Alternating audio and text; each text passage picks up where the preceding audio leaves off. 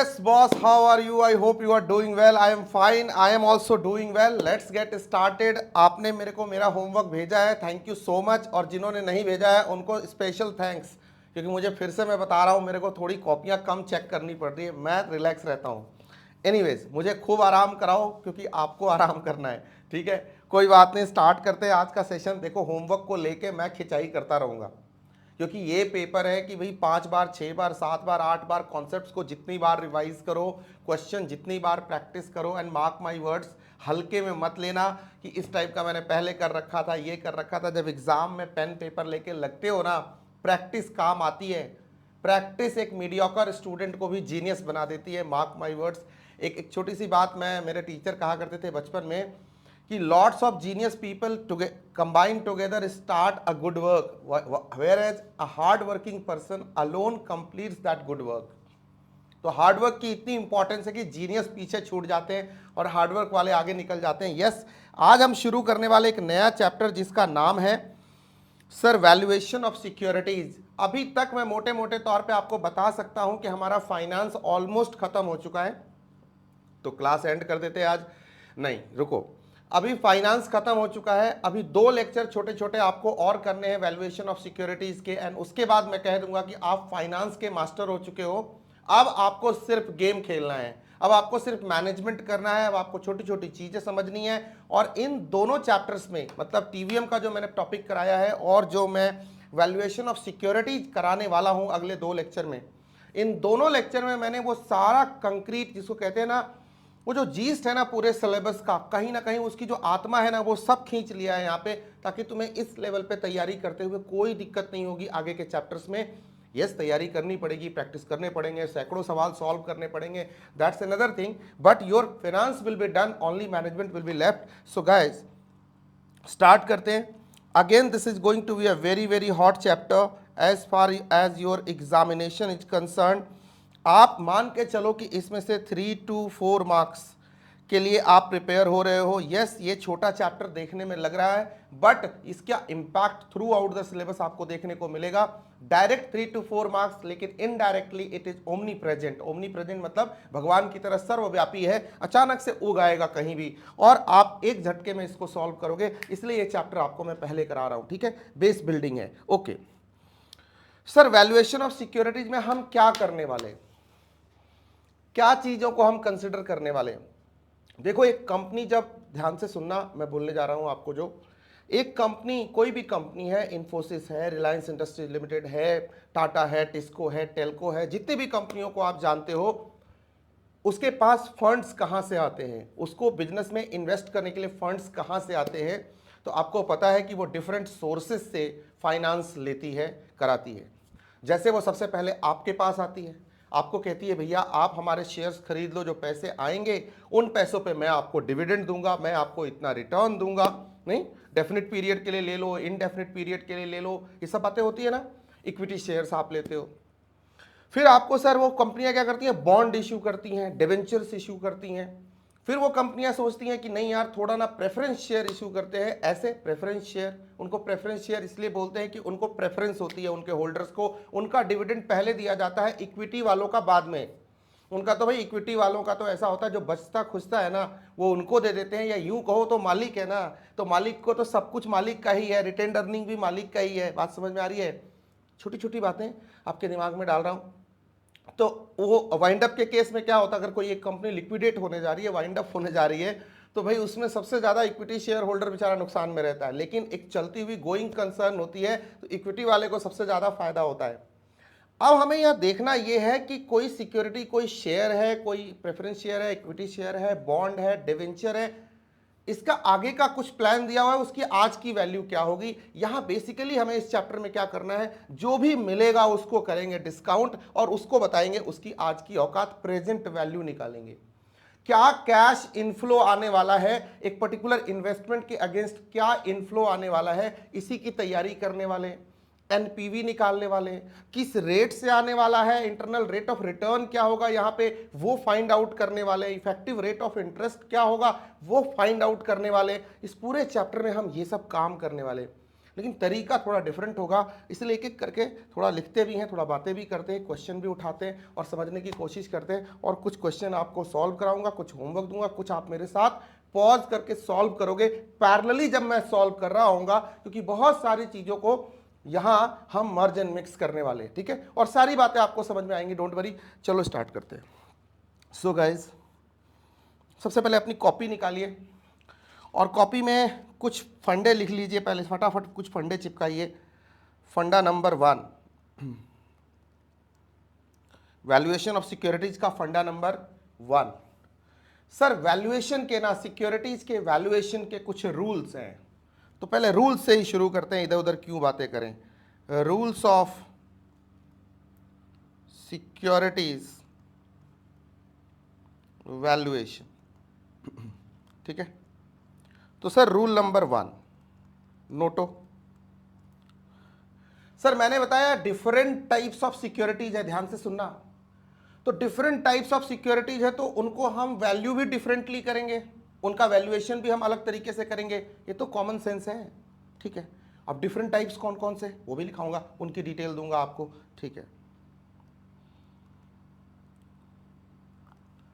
Different types of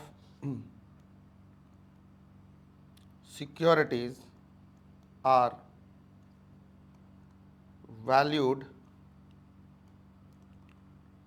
differently. एक बात आपने लिख ली, पॉइंट नंबर 2, ठीक है। Point number 2, different types of securities और यू कैन से असेट्स, एक लाइन जस्ट जोड़ा मैंने, आर वैल्यूड डिफरेंटली। अब वैल्यू किस बात पे डिपेंड करेगी?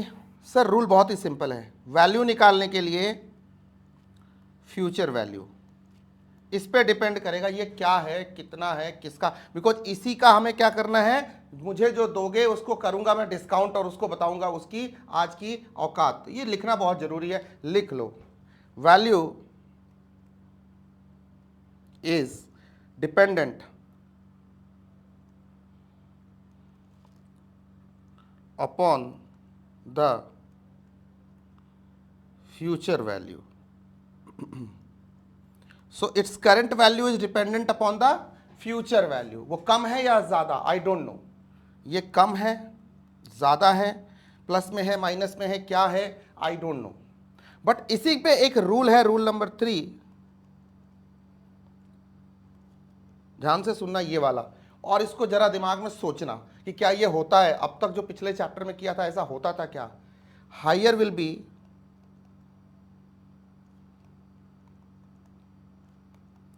द फ्यूचर वैल्यू, ध्यान से सुनना, higher will be the future value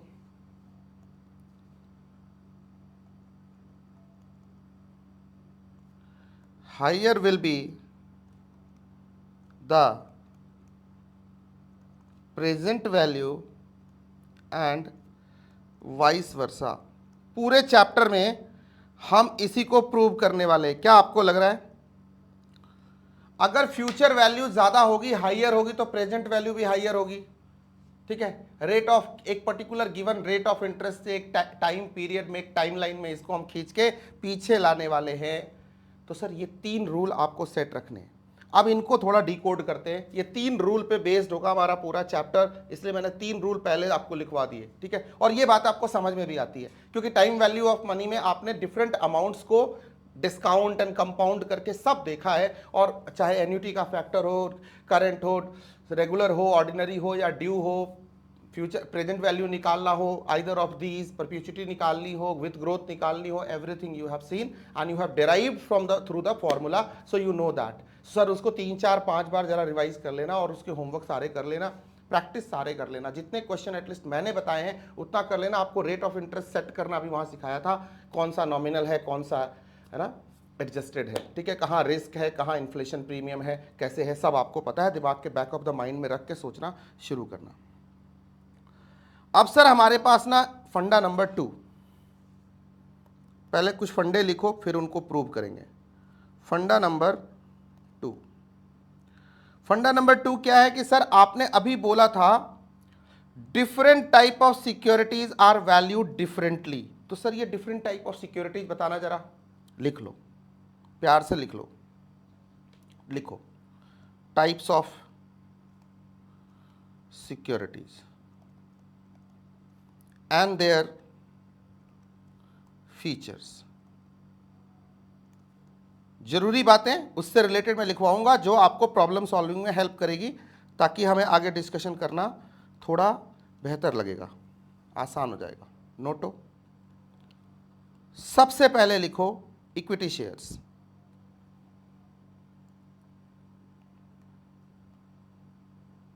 common stock equity shares, ठीक है। इक्विटी शेयर, इक्विटी शेयर पे इंटरेस्ट मिलता है या डिविडेंड मिलता है, फटाफट बता दो। सर आप बता दोगे, पता है मुझे, अर्न्स डिविडेंड।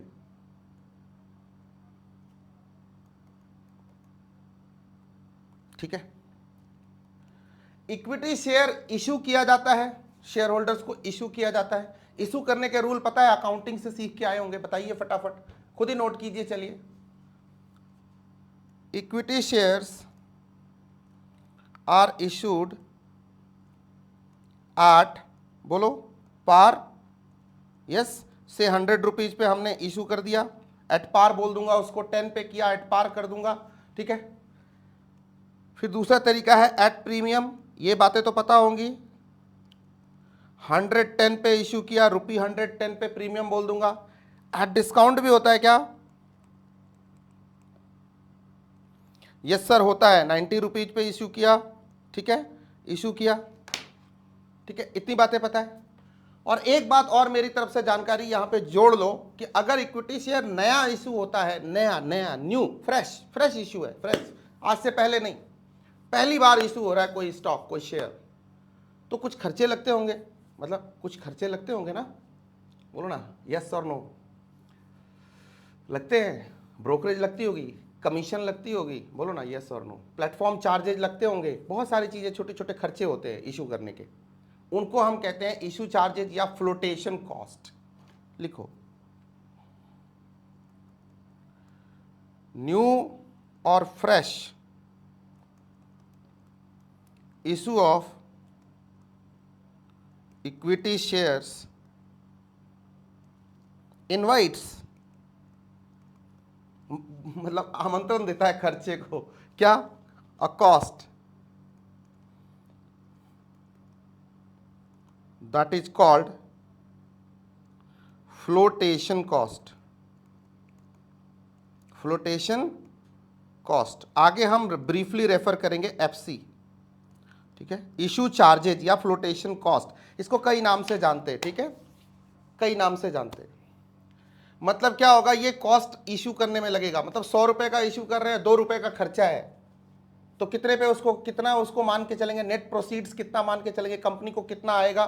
सर 98 रुपीज आएंगे, ठीक है, 98 रुपीज आएंगे। बट ऑब्वियस है, ये कुछ बेसिक समझा रहा हूं। लिखो जरा यहाँ पे, ये भी छोटी सी बात लिख लो, ध्यान से सुनना, लिख लेना। तो इसका मतलब ये हुआ, ध्यान से सुनो, फिर से कंक्लूड करता हूं। इस पे डिविडेंड मिलेगा आपको, इक्विटी शेयर की बात आएगी, डिविडेंड दिमाग में आना चाहिए, एक पॉइंट नंबर 1। अब देखेंगे इशू कितने पे हो रहा है, एट पार हो रहा है, एट प्रीमियम हो रहा है, डिस्काउंट हो रहा है, कितने पे भी हो रहा है, वो लिखा होगा, वो सिचुएशन है, वो मार्केट की सिचुएशन है, उस पर डिपेंड करेगी, ठीक है। न्यू और fresh issue of equity share invites a cost, और कॉस्ट ऑफ से example brokerage, example commission, etcetera, ठीक है। और भी कुछ हो सकता है, अदर एक्सपेंसेस, कुछ भी आ जाए तो, ठीक है, प्लेटफॉर्म चार्जेज, कुछ भी, थर्ड पार्टी कोई भी, अंडरराइटिंग एक्सपेंसेस,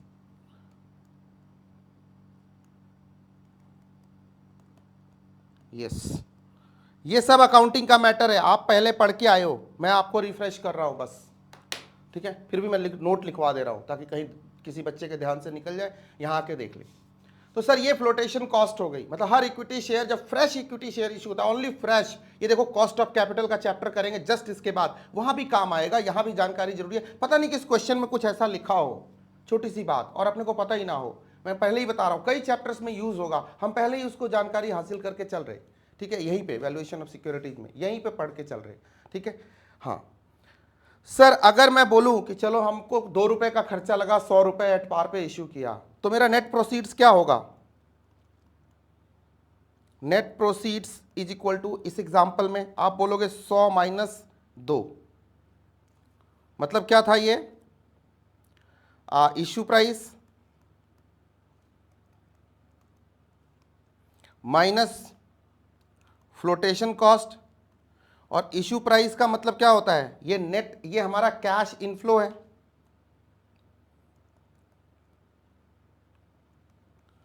ये हमारा एक्सपेंसेस है, ठीक है। इससे हमारा नेट प्रोसीड क्या हो गया? Net cash inflow.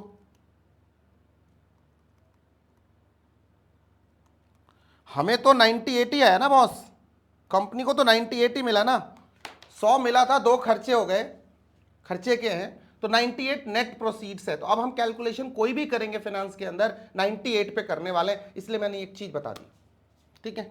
अब एक लास्ट बात इक्विटी शेयर के बारे में करूंगा, बाकी दोनों को थोड़ा बता के करूंगा, ठीक है। एक मैटर रह गया, वो टैक्स का मैटर है, क्योंकि ये सारी चीज़ों पे जब हम डिविडेंड दे रहे हैं, इंटरेस्ट दे रहे हैं, खर्चे पानी हो रहे हैं, कंपनी के पैसे जा रहे हैं, तो टैक्स का प्रोविजन, अब मैं इनकम टैक्स एक्ट के हिसाब से नहीं बात करूंगा, मैं कैलकुलेशन में आपको बताऊंगा, फाइनेंशियल कैलकुलेशन में कंसिडर करूंगा कि टैक्स का क्या ट्रीटमेंट होगा, पता तो होना चाहिए। टैक्स भी तो लगेगा, कंपनी का टैक्स तो जाएगा, कंपनी अपने अर्निंग पे टैक्स तो पे करती है, उसी से डिविडेंड भी देती है, उसी से टैक्स भी देती है, उसी से इंटरेस्ट भी पे करती है, जो कमाती है उसी से तो देती है भाई। तो वो भी एक प्रोविजन, वो भी एक चीज निकल के आएगी, वो सबसे लास्ट में एक लास्ट लाइन कंसीडर करेंगे, इसलिए टैक्स का दिमाग में तुम्हारे कीड़ा डाल रहा हूं, डिस्कस नहीं कर रहा, उसको बाद में लिखूंगा। चलो दूसरा लिखो, प्रेफरेंस शेयर कैपिटल, फिर आते हैं वहां पे लौट के, एक साथ ट्रीट करेंगे।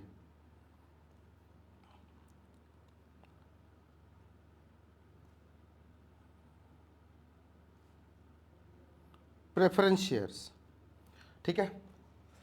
प्रेफरेंस शेयर बोले तो ये वो इन्वेस्टर है जो प्रायोरिटी इन्वेस्टर है हमारा, तो इसके लिए एक ट्रीटमेंट लिखो, priority investor, priority investor. Wow, इसकी औकात बहुत ज़्यादा है हमारी ज़िंदगी में, प्रायोरिटी इन्वेस्टर है। दूसरा, इसको क्या देते हैं? प्रेफरेंस शेयर, अगर किसी को हम, कोई हमसे अगर बाय प्रेफरेंस शेयर ले रहा है, हमें पैसे दे रहा है, हम उसे क्या देते हैं? As a company, as an organisation हम क्या देते हैं? डिविडेंड देते हैं, अर्न्स डिविडेंड, प्रेफरेंस डिविडेंड,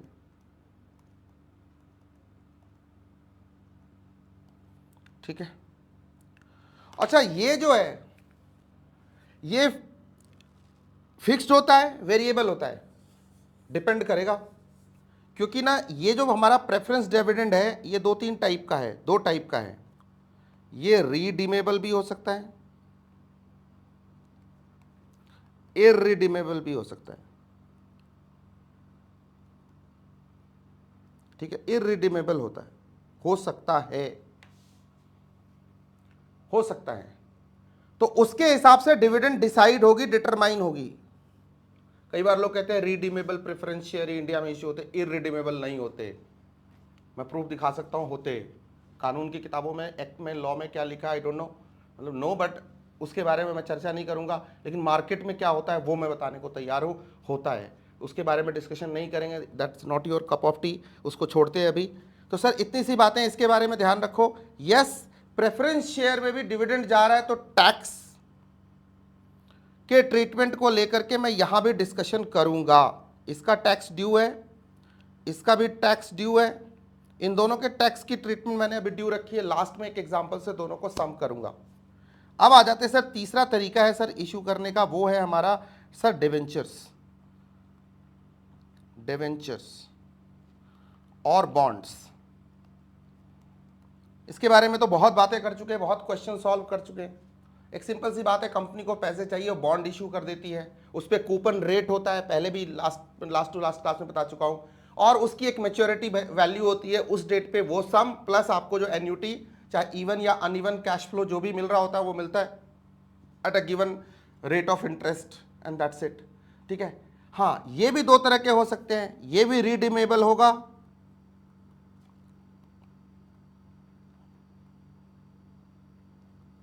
या इररिडीमेबल होगा, ऐसे लिख लो, इररिडीमेबल होगा। और सर इस पे क्या जाता है, इस पे डिविडेंड नहीं जाता सर, इट इनवाइट्स इंटरेस्ट, ठीक है।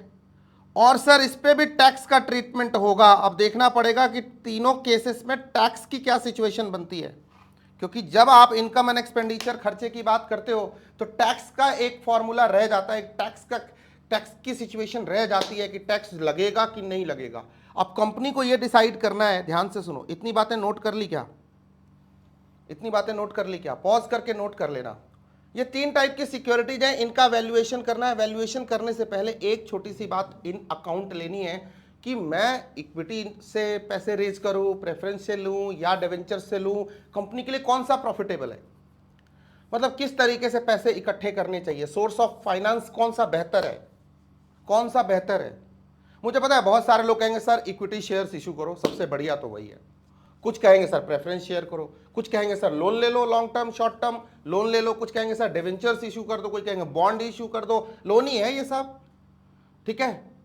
फिर जब टैक्स की कंप्यूटेशन बताऊंगा तुम कहोगे सर यही वाला अच्छा है, लेकिन एक्चुअली अच्छा कौन है, ये पूरा overall portfolio analysis, overall analysis करने के बाद समझ में आता है कि कंपनी का कौन सा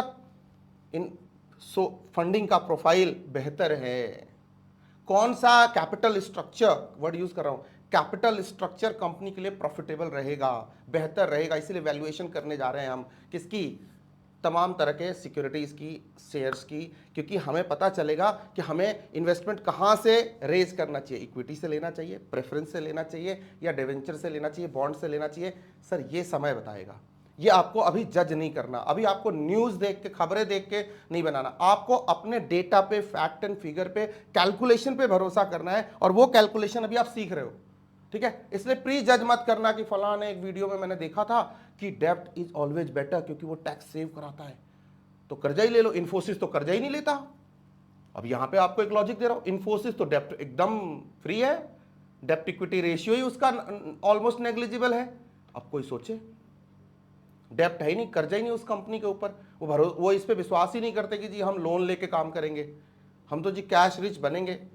सेम सिचुएशन विद एप्पल, बहुत सारी ऐसी कंपनियां मिल जाएंगी। और दूसरी तरफ अडानी एंटरप्राइजेज में जाओ, तगड़ा लोन है उनके पास, बहुत सारे ऐसे।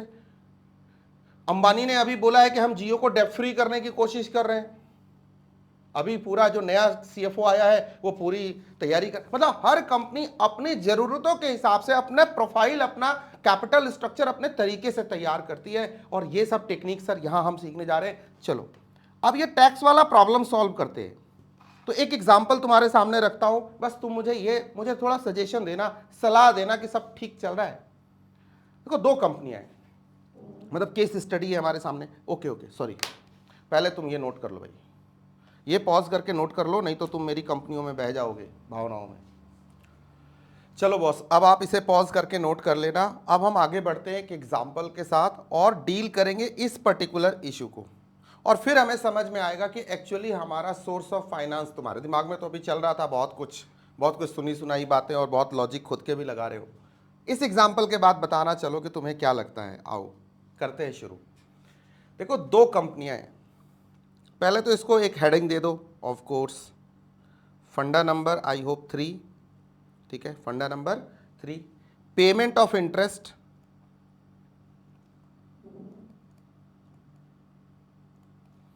वर्सेस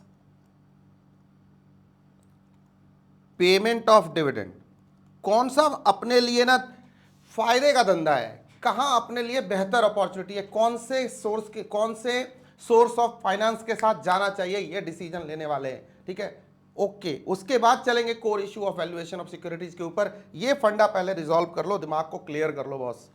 देखो 2 कंपनियां हैं, जस्ट फॉर एग्जांपल 2 कंपनियां हैं, एक है ओटीसी लिमिटेड और एक है बीटीएस आर्मी की बीटीएस लिमिटेड, ठीक है। ये कंपनी 1 नंबर की कर्जेबाज है, कर्जा लेने में नंबर 1 है। मतलब मैं वैसे डेप्ट फ्री हूँ, लेकिन फिर भी मैं अपनी कंपनी को ही नाम देता हूँ। और ये ना पूरा बिलीव करते हैं भाई हम तो इक्विटी पे जाएंगे, अब तो प्रेफरेंस शेयर कैपिटल इशू करेंगे हम सर, मतलब मोटी बात है सर, हम इंटरेस्ट दे के राजी हैं क्योंकि हमारे पास डेप्ट है। और सर हम ना डिविडेंड देके राजी हैं। दोनों की अपनी अपनी सोच है, दोनों के सीएफओज अपने अपने तरीके से सोचते हैं, दोनों का अपना अपना फिनेंस और उसका फाइनेंशियल मैनेजमेंट है, बात खत्म। ठीक है, चलो देखते हैं कौन सा बेहतर है और कौन सा वाइज है। सर मैं बात कर लेता हूं अर्निंग्स की। दोनों कंपनीज की अर्निंग्स हम मान के चल रहे हैं ₹100, इसकी भी 100, दोनों की अर्निंग्स 100 रुपये बराबर है यहाँ पे। अब अर्निंग्स है, इंटरेस्ट तो देना पड़ेगा ना बॉस, तो ये क्या करेगा, लेस इंटरेस्ट से 30% या ₹30 @ 30%, जो भी है उसका 30% इनको इंटरेस्ट देना पड़ता है। इनका स्ट्रक्चर ही ऐसा है, दूसरे वाले को नहीं देना, इजंट इट, इसको नहीं देना, बीटीएस को नहीं देना, ओटीसी को देना है 30। अब बताओ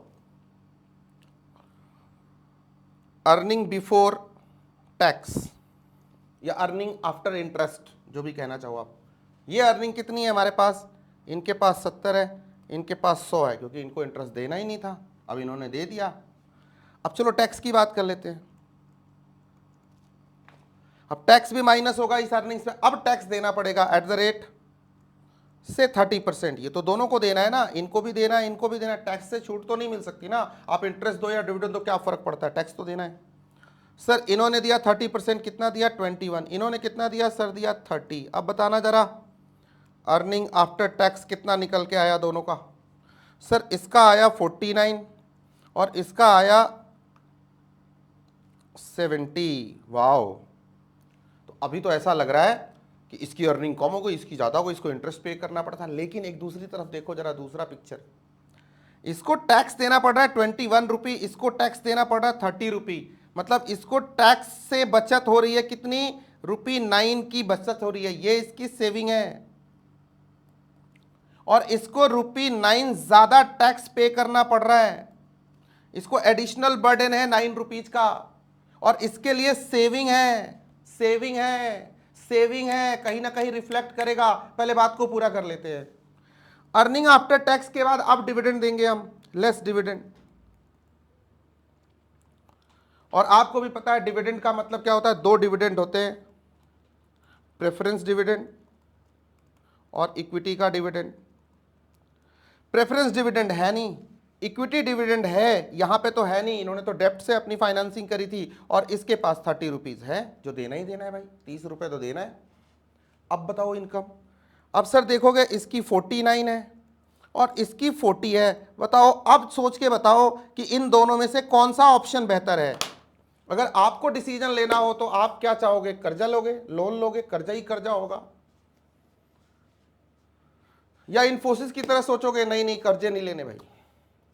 लेकिन तुम दूसरा पहलू ये देख रहे हो कि यहां पे इस सिचुएशन के अंदर, गिवन सिचुएशन के अंदर 40 रुपीज की अब अर्निंग इसके पास रिमेनिंग रह रही है, इसके पास 49 रुपीज, इसके पास सरप्लस फंड है +9 का, डेप्ट लेके, कर्ज लेके।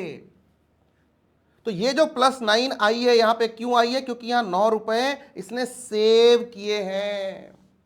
और ये सेविंग किसकी है, ये सेविंग किसकी है, 30 की 30% ही तो है। ये जो टैक्स, ये जो इंटरेस्ट दे रहा था और ये जो इस पे टैक्स लग रहा था, इसी 30 का 30% मतलब इंटरेस्ट इनटू टैक्स, यही तो है 9 रुपी 9। This is the saving, this is the saving. क्योंकि ये जो इंटरेस्ट इसने दिया था उसके बदले में टैक्स कम देना पड़ा। कहते हैं ना पैसे का ना जाना तो आना ही होता है, लिख लो यहां पे, पैसे का ना जाना तो आना ही होता है।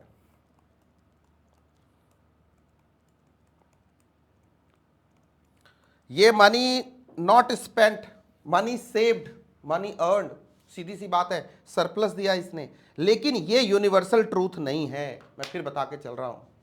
There will be situations where your डेप्ट laden companies will be in trouble, equity preference वाले थोड़े रहेंगे सुखी। लेकिन सर ये सिचुएशन है, एक सिचुएशन के हिसाब से तो मैं कह सकता हूं कि interest minus tax, interest minus tax, यहां पे हमें सेविंग हो रही है। डिविडेंड की वजह से हमें टैक्स सेव नहीं होता है, क्योंकि डिविडेंड आफ्टर टैक्स अमाउंट पे किया जाता है।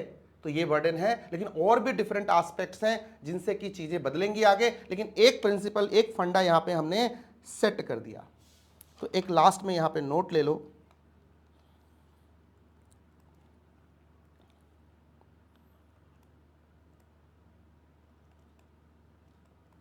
Payment of interest saves tax and provides benefit to the organization, and वो सेविंग आती है इंटरेस्ट पे टैक्स के फॉर्म में 30 × 30 जो अभी कैलकुलेट करके आपने देखा था ₹9 का। ये कॉन्सेप्ट एक क्लियर रखना, आगे कुछ हम फॉर्मूले बनाएंगे उसमें हम इसका यूज करेंगे। अभी कंक्लूडेड, अभी इसको नोटो and will talk more. Now will move to the questions. Pause करके नोट करो जाए आप, and let's get started with another concept.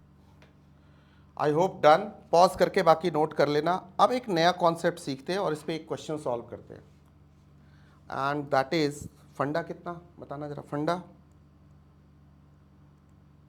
4, concept of book value and liquidation value.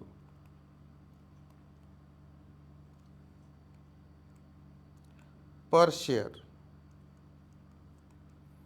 ठीक है, इसकी कैलकुलेशन सीखनी है। I hope you know about book value, I hope you know about the liquidation value. कोई बात नहीं, जो कुछ बुक वैल्यू के बारे में आप जानते थे आप मुझे खुल के बता दो। चलो बताओ। सर हमने तो यही सुना था कि sir total assets minus liability, जो भी बचा वो है equity divided by number of outstanding shares, यही सुना था। बोलो यस सर नो। सर बिल्कुल सही सुना था आपने। फिर सर ये लिक्विडेशन वैल्यू क्या आती है?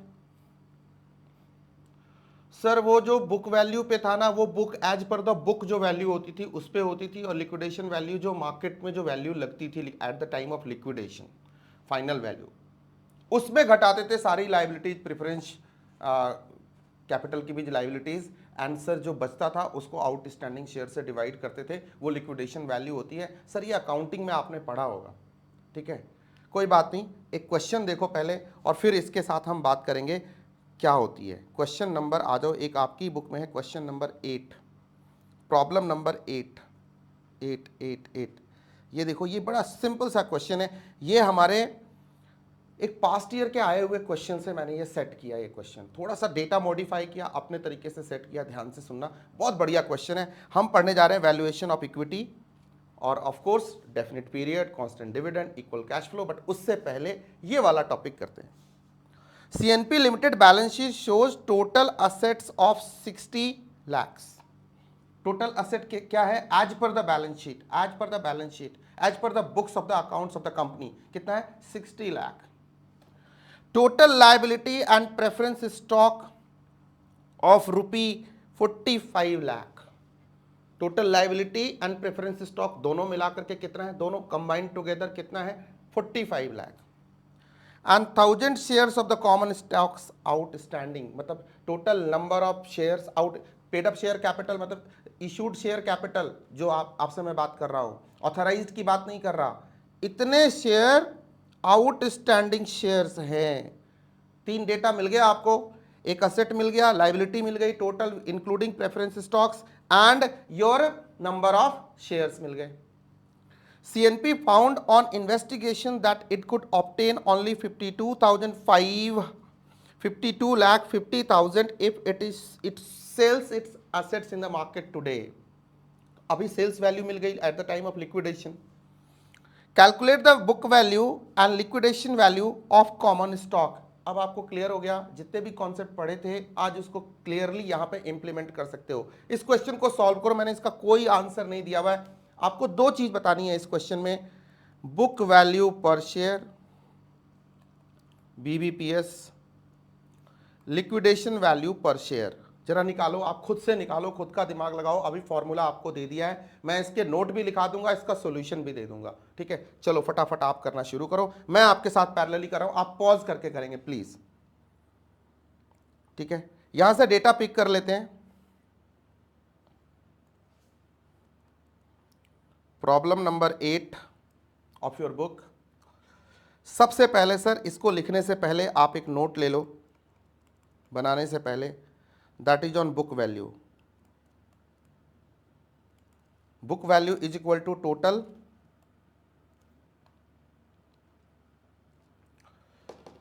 Sales of all the assets as per book minus all liabilities including preference shares divided by यहाँ इक्वल टू करना पड़ेगा, ठीक है, बड़ा लंबा हो गया, mismanagement, book value per share divided by number of outstanding shares. ये this is for your knowledge. Book value वैसे आप समझते हो, बट फिर भी this formula you are going to use in this particular subject and this is full and final. यहां पे जो हमारे को वैल्यू मिली थी वो मिली थी sir, as per the book we have 60 lakhs minus 45 lakh divided by 1 lakh, and that will be the value 60 lakhs. I hope you have calculated 45 lakhs divided by 1 lakh outstanding shares is equal to 15 lakhs divided by 1 lakh, rupee 15 per share. बोलो yes और no, ये निकल के आया क्या आपका भी? ये तो हो गई बुक वैल्यू पर शेयर। दूसरा कॉन्सेप्ट है sir liquidation value per share. Liquidation value per share, यहां भी एक पहले नोट ले लीजिए, यहां साथ साथ नोट चल रहे हैं। लिक्विडेशन वैल्यू क्लियर है? बस इस अमाउंट की जगह पे हमें क्या करना है, 5250 रखना है, 52,50,000 का अमाउंट रखना है। बट उसके लिए पहले नोट ले लो, यूनिवर्सल ये नोट आप पे अप्लाई करेगा।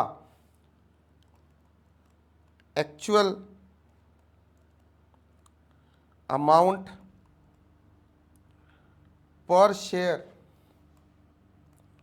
Of equity, actual amount per shares of equity that were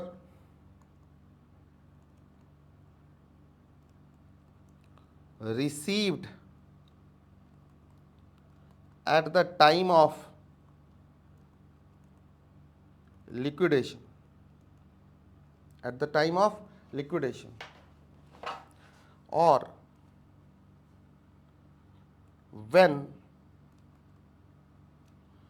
they were sold in the market, ठीक है। Actual amount per share of equity that were received at the time of liquidation और when they were sold in the market minus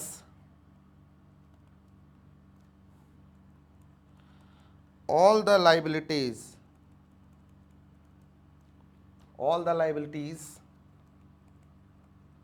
including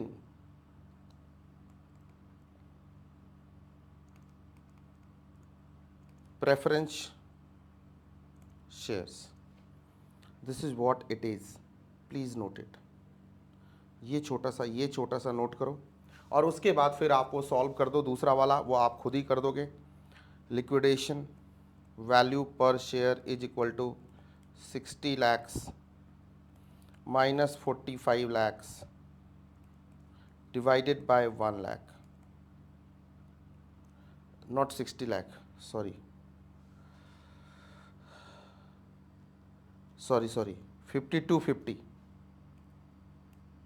सावधानी हटी और बहुत बड़ी दुर्घटना घटी। 52,50,000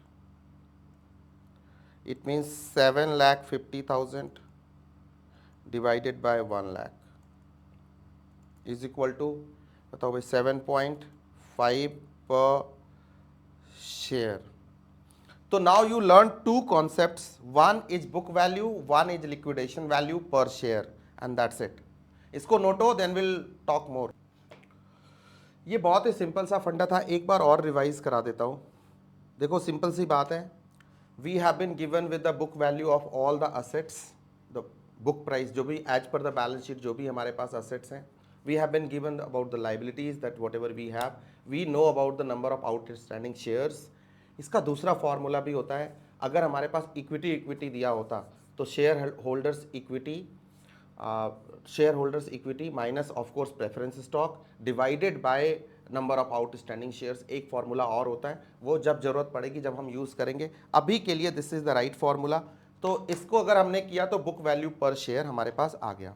लिक्विडेशन वैल्यू कई बार किसी सम में आपसे सीधा पूछा जाएगा, सारी कैलकुलेशन के बाद ये पीछे से लग के आएगा राइडर, एक क्वेश्चन के अंदर एक रिक्वायर्ड होंगे, तीसरा रिक्वायर्ड होगा, लिखा होगा कि लिक्विडेशन वैल्यू भी बताओ. तो उस टाइम आपको ये छोटी सी लर्निंग, जो अभी बहुत ही सिंपल सी लर्निंग हमने की कि सर उस टोटल असेट्स की लिक्विडेट, मतलब स्टॉक की मार्केट, उस टोटल असेट्स की मार्केट वैल्यू क्या थी उस समय जब उसको सोल्ड आउट किया, तो सेल से जो पैसे आए उसमें हम लाइबिलिटीज को माइनस करेंगे, तब जो अमाउंट बचा उसको आउटस्टैंडिंग शेयर से आप डिवाइड करोगे, that will be your liquidation value per share. So दो कॉन्सेप्ट आपने सीखे, book value per share, liquidation value per share. We will be using in cost of capital and other chapters about these two terminologies we will be using. इस चैप्टर का यही importance है, through out the module हम इसको use करने वाले. Now going to the another topic. अब आपको टीवीएम के कॉन्सेप्ट दिमाग में सेट करने, जरा वापस रिकॉल करो सारे कॉन्सेप्ट्स, क्योंकि अब जो क्वेश्चन करने वाले हैं उसमें टीवीएम टेक्निक सारी यूज होंगी. अभी भी ऑलमोस्ट वही यूज कर रहे हैं, उसी सब की बातें करने वाले हैं. चलो अब प्योर टीवीएम टॉपिक्स यूज करने वाले हैं. आप लिखो फंडा नंबर 5.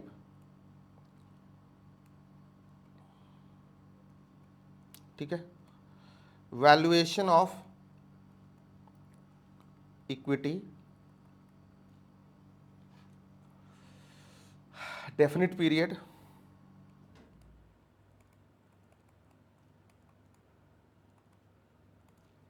कांस्टेंट डिविडेंड, या इसको आप कह सकते हो इक्वल कैश फ्लोज.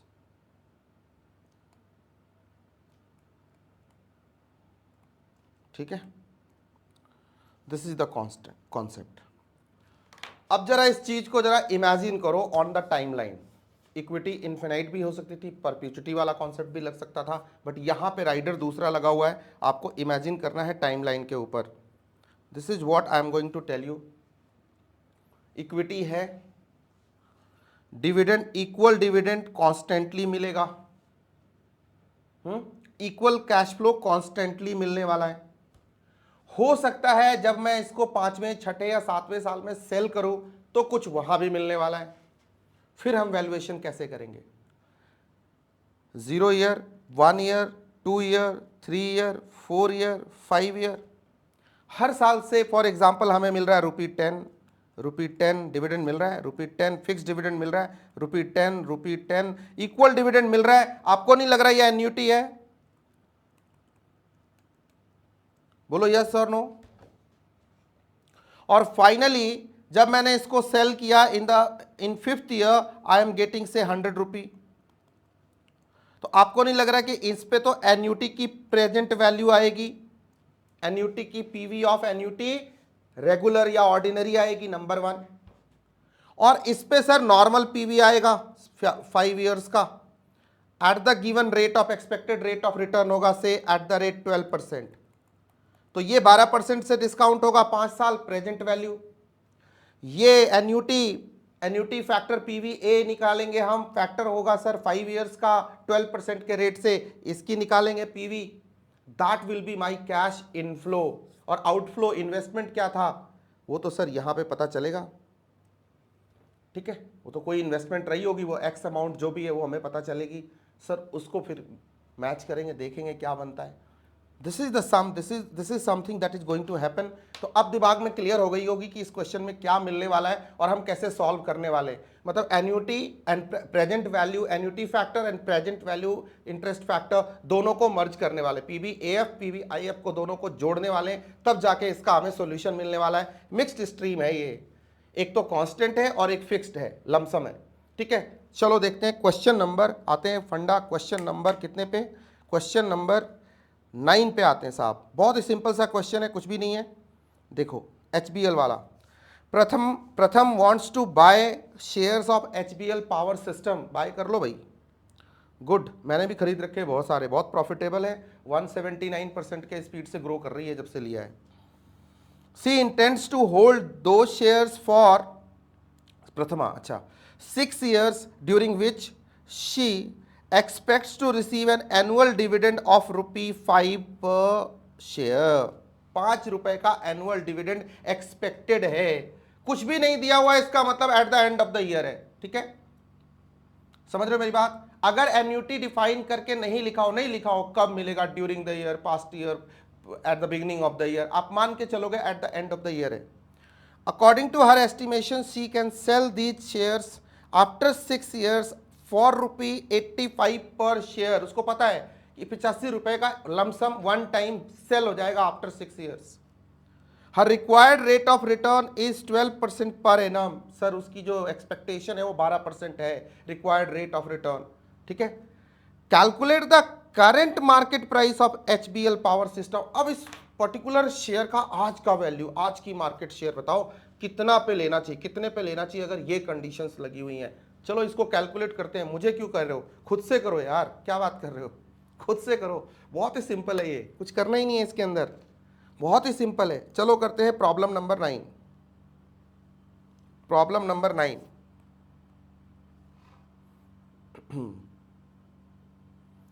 यहां आ जाओ, P9। The question is, question को एक टाइमलाइन पे लिख लेते। रिक्वायर्ड रेट ऑफ रिटर्न है सर 12%, बहुत अच्छी बात है। 0 1 2 3 4 5 6, बहुत अच्छे। First, second, third, fourth, fifth, sixth. First year sir इसे आने हैं 5, सेकंड ईयर 5 5 5 5 5 और प्लस यहां पे आने हैं 85। ठीक है, ₹85 ये आना है और इसको हमें करना है डिस्काउंट। तो यहां से लेकर के 6th ईयर तक 5 का तो हम करेंगे, पीवी निकालना हो तो इसको करेंगे हम A इंटू PVAF 6 years 12%, बताओ कितना है, plus 85 multiplied by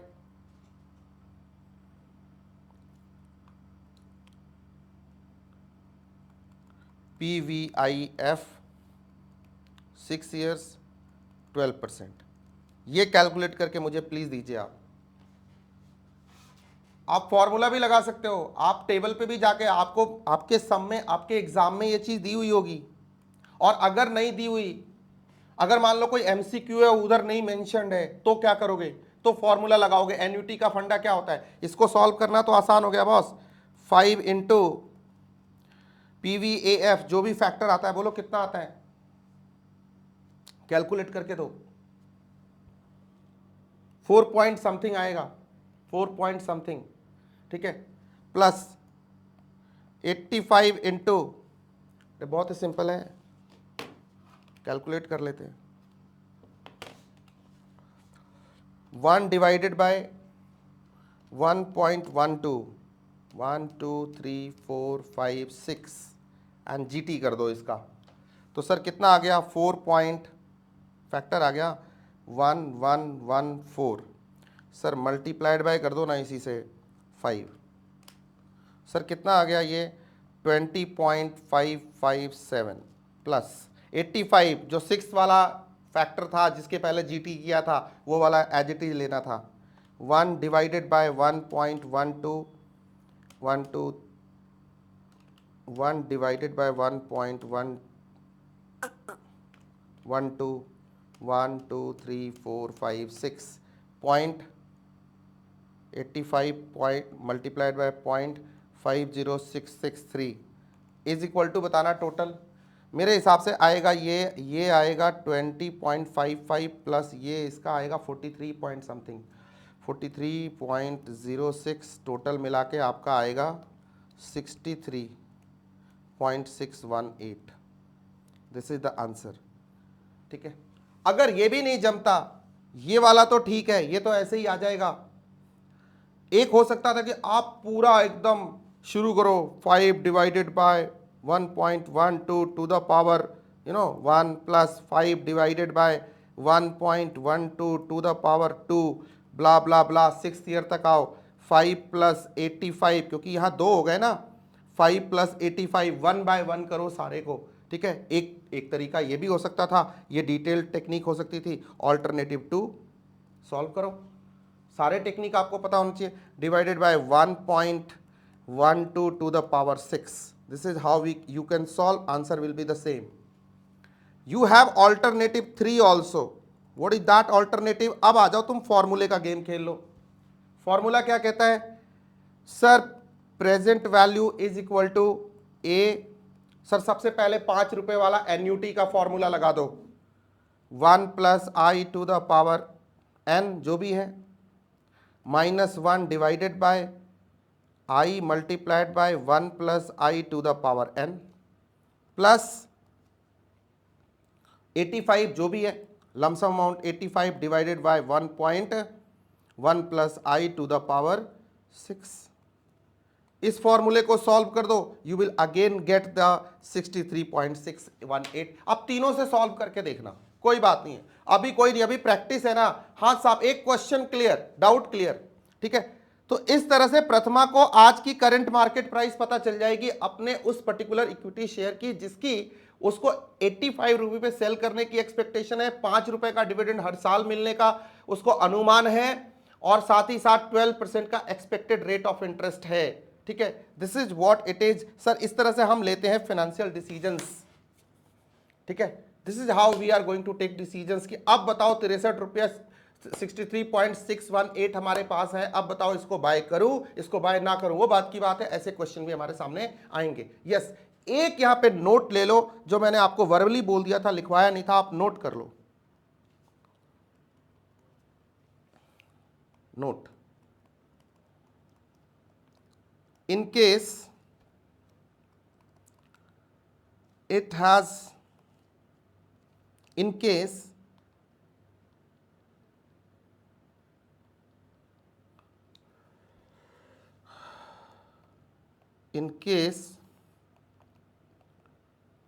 if the annuity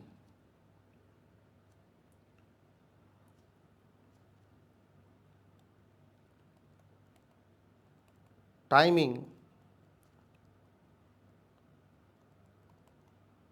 at the end or beginning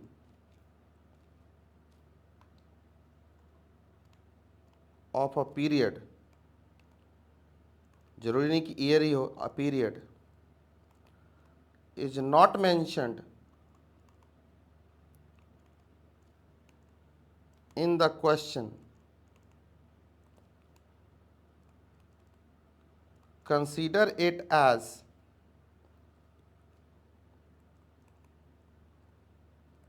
annuity, regular और ordinary। ठीक है, and mention in the working note.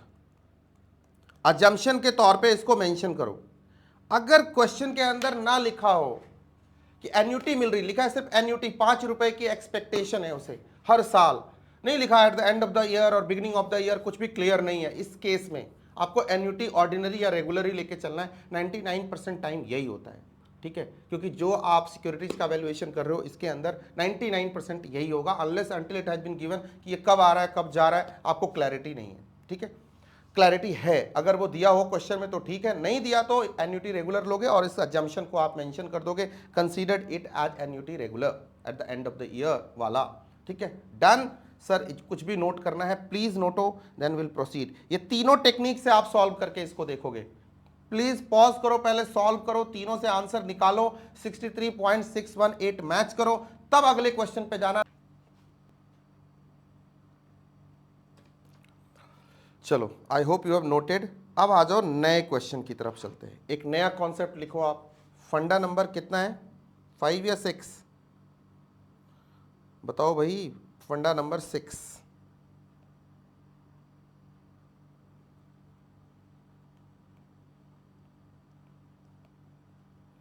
एक एक फंडामेंटल को अच्छे से संभाल के रखना, हर किसी का यूज होने वाला। हम आगे रेफर करेंगे कब कौन से फंडामेंटल में कौन सी चीज हमने कहाँ पढ़ी थी, आपको याद आएगी। ठीक है, चलो वैल्यूएशन ऑफ फंडा नंबर 6 क्या है, वैल्यूएशन ऑफ इक्विटी।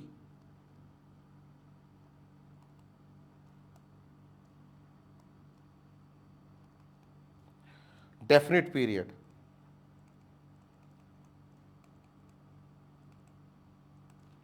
मतलब एक बात तो क्लियर है कि कुछ एक सेट ऑफ पीरियड होंगे, टाइमलाइन तो इसकी होगी, फिक्स्ड टाइमलाइन होगी, फिक्स्ड पीरियड होगा। And unequal uneven cash flow, unequal cash flow और डिविडेंड। मतलब ऐसा नहीं है कि 5 5 5 5 एन्युटी के फॉर्म में नहीं होगा जैसा पिछले क्वेश्चन में था, आपको कुछ डिफरेंट होगा। हो सकता है यहां से यहां तक आपको कहीं 2 हो, कहीं 3 हो, कहीं 4 हो, कहीं 6 हो, अलग अलग हो, और बाद में यहां पे हो सकता है 8 हो और प्लस यहां पे 85 रुपये हो, और आपसे मैं बोलूं कि सर आप इसका मुझे पीवी निकाल के दो, करंट मार्केट प्राइस इसका निकाल के दो। पॉसिबिलिटी तो कुछ भी हो सकती है। अब यह कौन सा फॉर्मूला लगेगा जरा बताएं सारे बच्चे। कोई बात नहीं, एक क्वेश्चन देखते हैं, क्वेश्चन पे आओ। P10 अपने बुक के ऊपर प्रॉब्लम नंबर 10 पे आइए। आई होप सो, अभी मैंने देखा था क्वेश्चन नंबर 10 कुछ ऐसा ही था। Yes, valuation of equity, definite period, variable dividends और अनइक्वल कैश फ्लोज। अनइक्वल है, वेरिएबल है, अलग अलग है, डिपेंड करता है भाई वो तो। Ananya wants to buy share of RPJ Infra Limited. He intends to hold those shares for 6 years. Definite period, timeline fix है 6 साल की, बना लो टाइमलाइन सबसे पहले। During which he expect to receive dividend of 5, 3, 4, 2, 9 and 8। First year में 5, second में 3, third में 4, फोर्थ में 2, फिफ्थ में 9 एंड सिक्स्थ ईयर में 8 पर शेयर। टाइमलाइन पे पहले लिखो आप मेरे साथ, प्लीज लिखो लिखो लिखो, करो इसको इसी तरह से करो जैसे मैं बोल रहा हूं। ठीक है, ये रहा आपका टाइमलाइन। 0, 1, 2, 3, 4, 5, 6, 1, 2, 3, 4, 5, 6। सर फर्स्ट ईयर में क्या है अपने पास, 5, 3, 2, नहीं 4, 2, 9, 4, 2, 9 और लास्ट वाला क्या था 8। चलो गुड, यहाँ कुछ भी नहीं, पीवी हमसे एक्सपेक्टेड है, आगे देखते हैं। ओके जनाब, पर share eight the end of each year. अब देखो यहां पे लिखा हुआ था eight the end of each year, नहीं लिखा होगा तो क्या होगा, मेरा प्रीवियस नोट वहां पे अप्लाई हो जाएगा। ठीक है, डन, नोट करके रखना ऐसी चीजें। अकॉर्डिंग टू हिज एस्टिमेशन, अब यहां पे कोई नोट या कोई अजम्पशन आपको आंसर में लिखने की जरूरत नहीं है। He can sell these shares after 6 years at 85 per share. मतलब यहां पे इसकी अजम्पशन ठीक पिछले वाले क्वेश्चन की तरह फिक्स है कि यहां पे सर लास्ट ईयर में प्लस 85 हमें मिलेगा। तो सर ये हो गई हमारी एक्सपेक्टेशन, अल्टीमेटली 85 एक मैच्योरिटी लास्ट में उसको मिल जाएगी, फाइनल अमाउंट मिलेगी। His required rate of return is 12% per annum. इसको भी ध्यान से रखना, कहीं semi annual compounding, quarterly compounding तो नहीं हो रही है, तो फिर बात बदल जाएगी। तो 12% का रेट है, और सर आपको current market price of R P J infra बताना है। तो जनाब एट द रेट ऑफ 12%, अब आप इसको कर दो डिस्काउंट, जो आपको दिया गया है उसको करो आज के डेट का डिस्काउंट और निकाल दो उसकी आज की वर्थ, औकात, present value, current market price जो भी होगी आप कैलकुलेट करेंगे। ये आपका साहब होमवर्क है। ठीक है, कैसे करोगे, एक ब्रेकअप दे दो, सिंपल सा एक फॉर्मूला दे दो। यहां पे कोई एन्युटी वेन्युटी का कोई फॉर्मूला नहीं लगने वाला, यहां पे सिंपल लगने वाला है 5/1.12 का पावर 1 प्लस 3/1.12 का पावर 2 प्लस 4/1.12 का पावर 3 प्लस 5 नहीं 2 अपॉन यहाँ 2 अपॉन ये ले लो, ऊपर से टाइम लाइन से लेते जाओ, खींचते जाओ, सबको वापस लेते जाओ 1.12 to the power 4 plus 9/1.12 to the power 5 plus, देखो भाई 8 प्लस 85 दोनों 6 साल से ही डिस्काउंट होंगे ना, तो कितने हो गए 93। 8 plus 85, 8 plus 85 divided by 1.12 to the power 6। Sir जो भी आएगा ना whatever it is coming that will be your current market price. ठीक है, ठीक है, डन है। ये आज की वैल्यू हो जाएगी आपकी और ये आप सॉल्व करके निकाल दोगे। सर ये रहा आपका होमवर्क। ठीक है, अब देखो आपको वैल्यूएशन ऑफ सिक्योरिटी समझ में आ गई है, क्योंकि आपको टाइम वैल्यू बहुत अच्छे से समझ में आता है। जो भी हमें दोगे उससे करेंगे डिस्काउंट, उसकी बताएंगे। आज की औकात, समय नहीं वेस्ट करेंगे। नेक्स्ट क्वेश्चन की तरफ चलते हैं। नेक्स्ट कॉन्सेप्ट, सर नए फंडे पे आते हैं। हो सकता है हमें कई जगह क्वेश्चन सॉल्व ही ना करना पड़े। फंडा नंबर 7, फंडा नंबर 7, वैल्यूएशन ऑफ इक्विटी। अभी समझ में आएगा, अभी बहुत इजी लगेगा आपको, कुछ टॉपिक्स बहुत इजी लगेंगे, फटाफट हो जाएंगे। वैल्यूएशन ऑफ इक्विटी, और जिन बच्चों को यहाँ पे कोई भी मुश्किल आ रही है, उनकी मुश्किल का कारण ना तो मैं हूं ना आप हो। आपको कुछ नहीं करना, आपको टीवीएम के सारे कॉन्सेप्ट दोबारा से जाने हैं। बहुत इंपॉर्टेंट है, मार्क माई वर्ड्स। वो सिलेबस में है, सिलेबस में नहीं है, मैं इस डिबेट में नहीं जाना चाहता। ये सर आपके सिलेबस में भी है, इससे क्वेश्चन भी आते हैं, उसका बहुत बड़ा रोल है आपके कम से कम 20-25 नंबर लाने में। पूरा फाइनेंस समझने के लिए वो समझना जरूरी है। मैनेजमेंट आप कोई भी समझ लेता है, ठीक है ना, उसके लिए किसी को दिमाग लगाने की जरूरत नहीं है। The core is there, the core पे वर्क करो। बाकी तो सब सर यहां भी फॉर्मेट एंड प्रोसीजर यहां भी चलेंगे, यहां भी रट्टे का बाजार लगता है कभी कभी, ठीक है, लेकिन जो टेक्निक है वो यहां पे है। तो उस टेक्निक को आपको बहुत अच्छे से सीख लेना है। स्पेशली 5-6 टेक्निक इंपॉर्टेंट है, जहां पीवी बताने का काम जितना भी है, पीवी निकालने का, एन्युटी का, परपेचुटी का, या अनइक्वल अनइवन कैश फ्लो का, या सिंगल कैश फ्लो का, वो सब आपको टिप पे होना चाहिए। ठीक है, done. Valuation of equity indefinite period,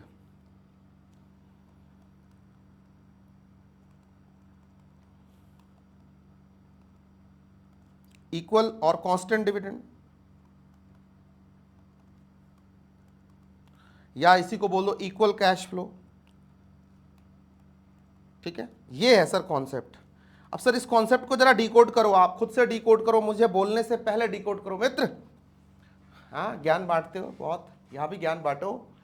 ठीक है, इजी है यार। क्या है valuation of equity indefinite period? मतलब सही सी बात है कि सर ये हमारी चलेगी एकदम परपेचुटी का क्वेश्चन है।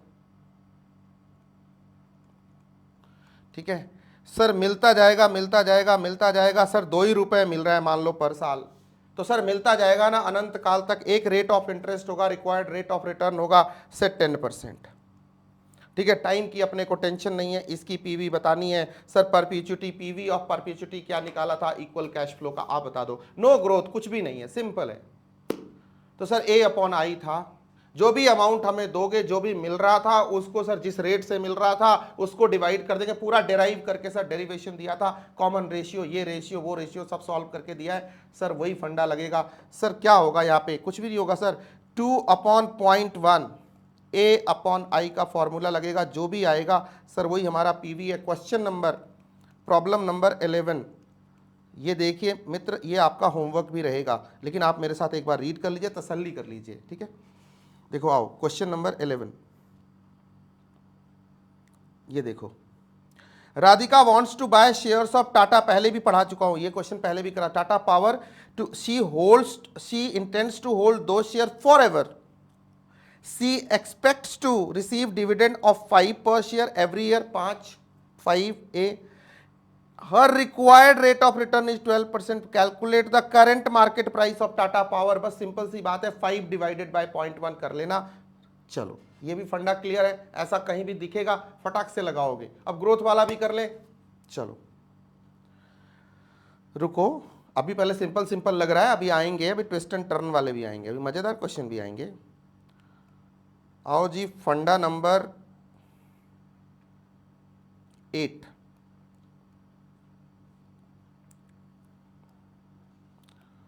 Valuation of equity indefinite period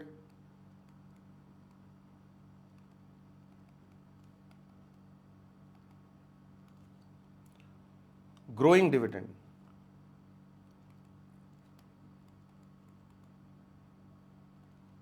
growing dividend, wow, मतलब यहां पे ग्रोथ है। कुछ ऐसा होगा, पहले साल में अपने को 5 मिलेगा, अगले साल में 5 प्लस बोलेंगे भाई इसका 5%, मतलब 5 मल्टीप्लाइड बाय 1.05, कुछ ऐसा।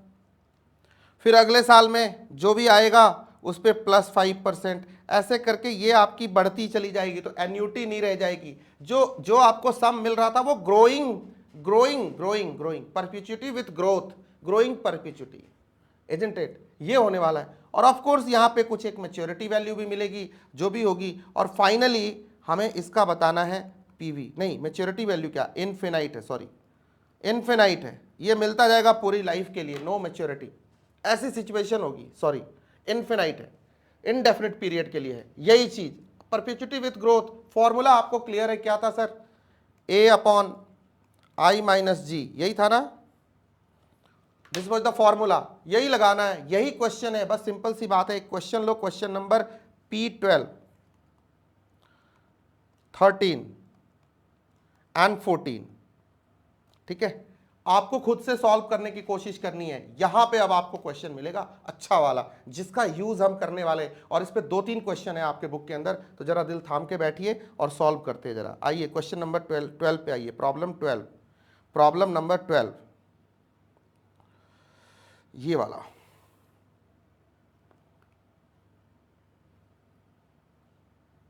ठीक है, प्रॉब्लम नंबर 12, ये हम पहले कर चुके हैं, राइट, प्रॉब्लम नंबर 12 कर चुके हैं, राइट।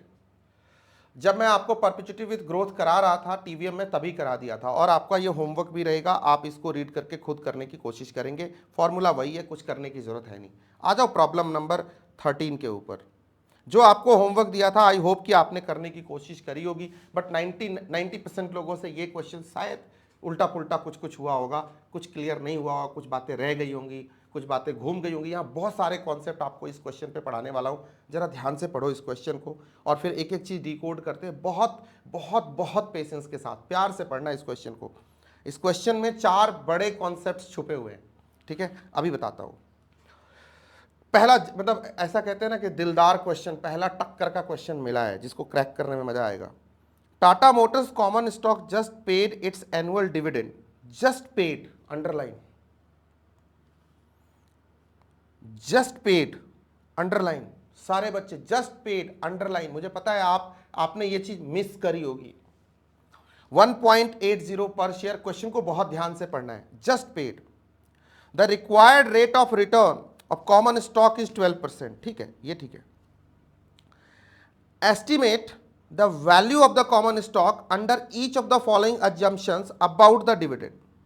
डिविडेंड के बारे में ये अजम्पशंस हैं, इसके बेसिस पे आप हमें आज का जो भी है इसका वैल्यू एस्टिमेट करके बताओ, गिवन सिचुएशन के हिसाब से। तो ठीक है, 2 बातें हमने यहां से रिसीव कर ली हैं। पहली चीज तो रिसीव कर ली है, ध्यान से सुनना, मैं इसको लिख रहा हूं प्रॉब्लम 13, राइट। हमारे टाइमलाइन के ऊपर चीज ऐसे कुछ लिखी हुई है,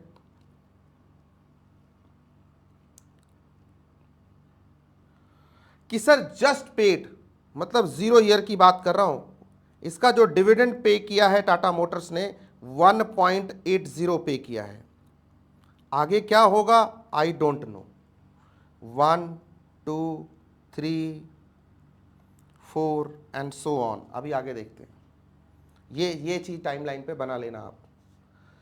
dividends are expected to grow at an annual rate of 0% to infinity. 0% से ग्रो करने वाली, मतलब कोई ग्रोथ ही नहीं है, कोई ग्रोथ ही नहीं है, तो परपेचुअल है, परपेचुइटी विथ ग्रोथ है ही नहीं, 0% पे क्या ग्रोथ लेना है। Getting my point. तो इसका मतलब होगा सर इस केस के अंदर ध्यान से सुनो, यहां इन्फिनिटी की तरफ जाने वाले हैं, तो ये 1.80 1.80 1.80 and so on so on and so on, and required rate of return is 12%। तो कोई बता सकता है क्या कि इसकी प्रेजेंट वैल्यू क्या होगी? अगर मुझसे कोई पूछे इसकी आज की वैल्यू बता दो तो क्या बताओगे? A/I because there is no growth, तो is equal to 1.80 divided by 0.12। जरा कैलकुलेट करके मुझे देना बॉस, करो। 1.8 divided by 0.12 is equal to 15। Done है। ये क्वेश्चन क्या तुमको समझ में आया? जरा एक बार सारे लोग बताइए, ये क्वेश्चन समझ में आया क्या?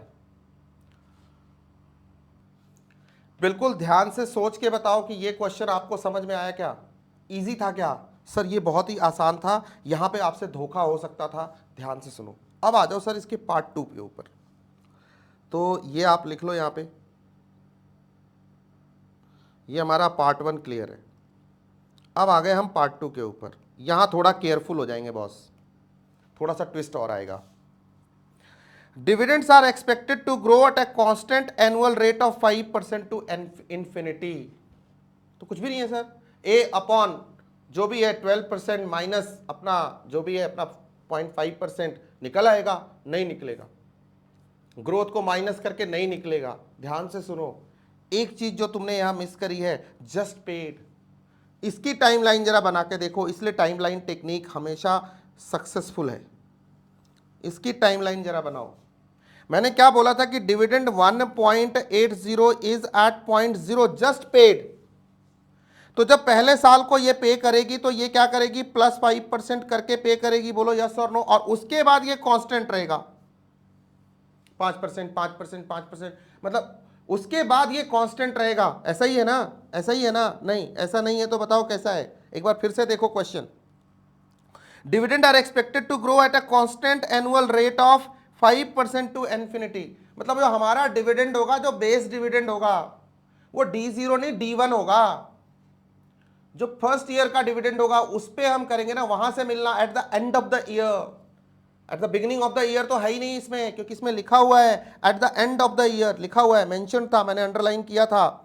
ठीक है, ये इसको इसी पे इसको कैलकुलेट करना है। ठीक है, तो सर इसको कैलकुलेट करने का तरीका क्या होगा? सबसे पहले आप डिविडेंड बताओ 1.80 प्लस 5%, 1.8 प्लस 5%, 1.89।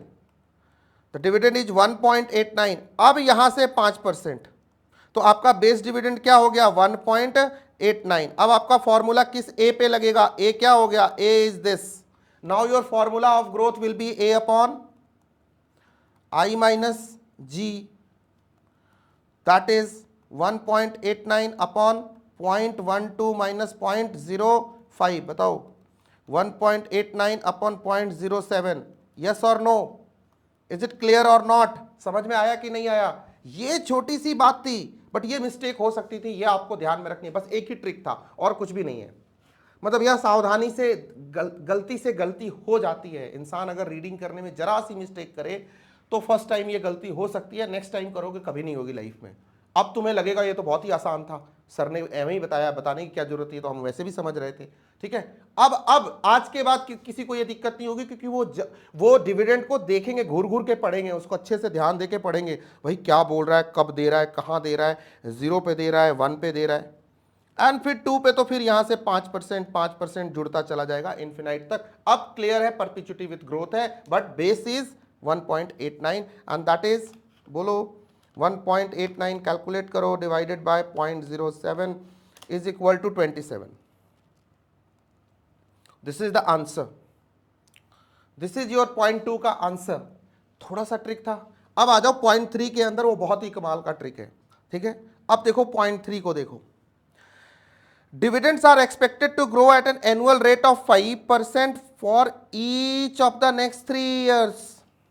3 साल तक, ओनली 3 साल तक 5% के रेट से, followed by a constant annual growth rate of 4% in year 4 to infinity. चौथे साल से लेकर के अनंत तक, मतलब थर्ड के बाद fourth year, at the end of the four year you will get whatever you are getting plus 4%। सर इसका टाइमलाइन पहले बनाओ, फिर ये बात आपको समझ में आएगी इसको कैसे कैलकुलेट करना है तो perpetuity with growth, but you have to growth rates, पहले 3 साल का 5% और चौथे साल से लेकर के लास्ट तक का 4%। सो सर इसका कैसे बनेगा और इसकी सॉल्यूशन कैसे करेगी, ताकि सर कंफ्यूजन ना हो, कभी लाइफ में कंफ्यूजन ना हो। 2 टाइमलाइन बनाऊंगा, पहला टाइमलाइन पहले सॉल्व करेंगे, दूसरा बाद में करेंगे। आओ जरा बनाओ मेरे साथ, थोड़ी सी जगह चाहिए मुझे।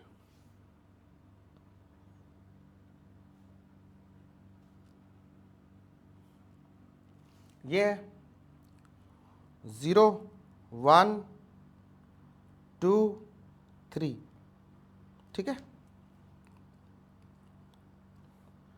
1.80, बोलो यस और नो। 5% ऐड करो तो कितना हो जाएगा, 5% के रेट से ग्रो कर रहा है ना ये, यस और no. Sir D1 is equal to ये 5% क्या है, ये G1 ले लो, इसको G1 ग्रोथ 1 फर्स्ट ग्रोथ, क्योंकि यहां से जैसे ही तुम फोर्थ पे आओगे तो यहां से रेट चालू हो जाएगा 4% का, that will be your G2।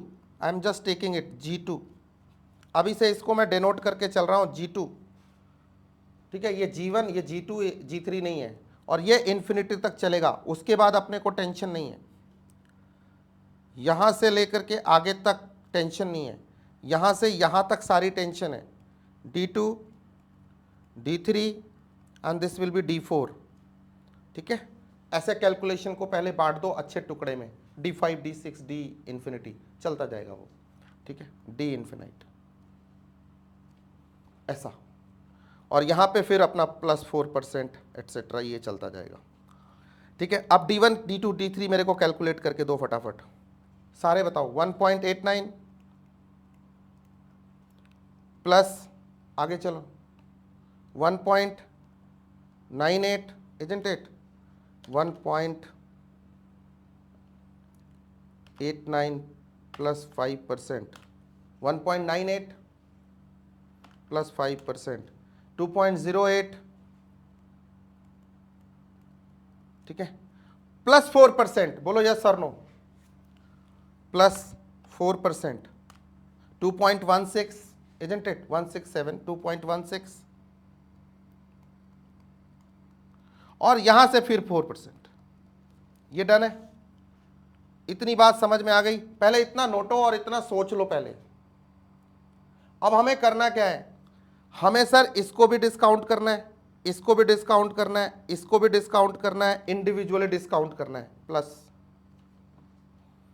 यहां वाले पे सर हमें अब फॉर्मूला लगाना है, क्या, परपेचुटी का, जो आएगा फिर उसको डिस्काउंट करना है। बोलो यस सर नो, यही फॉर्मूला बना, कुछ और बना? नहीं, सोच के देखो, नहीं पहले सोच लो, कोई नहीं, आराम से सोचो, पॉज करके आराम से इस वाले टाइमलाइन को घूर घूर के देखो, मैं एक्सप्लेन कर रहा हूं, आप सिर्फ इस पे नजर जरा दौड़ाओ बिना कंफ्यूज हुए। You have first rate of interest, you have G1 rate of growth, G1 rate of growth, first growth 5% 3 साल तक, डन है सर, हमें कोई दिक्कत नहीं है सर। यहां तक जो भी मिला इस पे ना इंफिनिटी पे नहीं जा रहे, इसके बाद सर 4% का गेम चालू है, और ये सर इंफिनिटी तक लेके जा रहा है, मतलब 2 types of growth are there.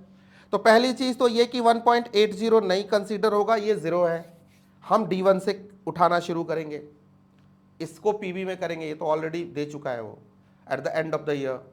इन तीनों का हम पीवी निकालेंगे, इनको सम करेंगे, प्लस जो यहां पीवी आएगा इसको सम करेंगे, इन दोनों को सम करने के बाद हमें टोटल अमाउंट जो मिलेगा वो हमारा P0 मिलने वाला है, फाइनल P0 मिलने वाला है, यही मिलने वाला है ना। चलो शुरू करते हैं बॉस, शुरू करते हैं। किसी को कंफ्यूजन है तो थोड़ा मैं और डिकोड करके पढ़ाता हूं, और इसको एक्सप्लेन करता हूं, अच्छे से एक्सप्लेन करता हूं। तुम ऊपर वाली टाइमलाइन पे चलो, ये लो, D1 D2 D3 D4, यहां तक कैलकुलेट करो 1.80 D1 is equal to 1.80 1 plus G1 1, ठीक है, यही होगा, बोलो यस और no. D2 is equal to 1.80 1 plus G1 2, ये भी होगा, यही फॉर्मूला लगेगा। D3 इज इक्वल टू, अब इजी लग रहा होगा, 1 plus G1 to the power 3। D4 is equal to 1.80 1 plus G1 growth 1, पहला वाला रेट, एंड 4। अब करो, वो वैसे समझा दिया था ना बेटा, ऐसे होता है वैसे होता है, कई लोग घूम रहे होंगे पता नहीं क्यों होता है ऐसे, सर क्या कहना चाहते हैं। 1.8 multiplied by 1.05 to the power 1, और इसका इक्वल टू बताओ। 1.8 multiplied by 1.05 to the power 2, इसका इक्वल टू बताओ, बताते चलो। 1.8 to the power 1.05 to the power 3, बताओ। 1.8 इंटू 1.05 टू द पावर 4, बताओ, बताओ यहाँ पे।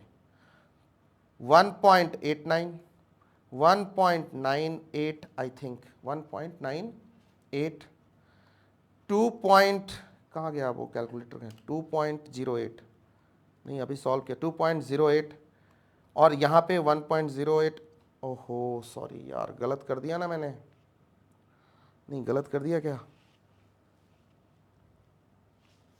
गलत कर दिया ना मैंने, ये 0.5 नहीं 0.4 होगा बॉस।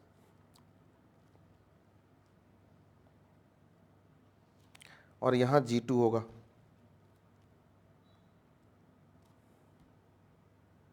नहीं गलत हो गया, रुको मैंने गलत कर दिया है, एक गलती कर दी है, सॉरी मैं उसको ठीक कर रहा हूँ। यहाँ बॉस गलत हो गया ना, टाइमलाइन को तो ध्यान ही नहीं दिया, पहले मैनुअली ठीक किया था, फॉर्मूला मारने में ना स्टाइल मारने में फंस गए अपन। D4 पे जाके 4% होगा, यहां जो वैल्यू मिलेगी D3 की, इस पे हम 1.04 करेंगे बस, and that will be the D4।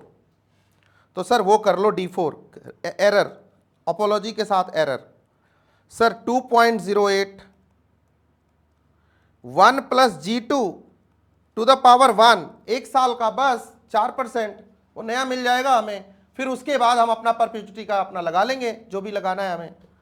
तो sir 2.08 into 1.04 to the power 1, ये बताना कितना है, 2.16। Now this is the dividend that you are earning, 4th year onwards this will be the dividend, and उसके पहले सर ये वाला रहेगा आपका डिविडेंड। तो सबसे पहले तो सर डिविडेंड ग्रोथ के साथ आपने निकाल लिया, फॉर्मूला बिल्कुल क्लियर है, सिंपल है। पहले इतना नोटो और इतने को समझ लो, फिर हम आगे जाते हैं। पहले इतना क्लियर कर लो, इस टाइमलाइन पे, टाइमलाइन दोनों देख लो, दोनों को कंपेयर कर लो। पहले ठीक निकाला था, बाद में पता नहीं कैसे गलती करी हमने। पॉज करके अच्छे से नोट कर लो, जो भी समझना है समझ लो, देन और parallelly I am going to solve it. अब हमारा टाइमलाइन फ्रेश बनेगा, नया टाइमलाइन बनाओ। सर हमारा D0 कुछ भी नहीं है, भूल जाते हैं, D1 D2 D3 D4 and D infinity. Clear? Sir यहां पे D1 is 1.89 2.08 no 1.98 2.08 2.16, this is what it is.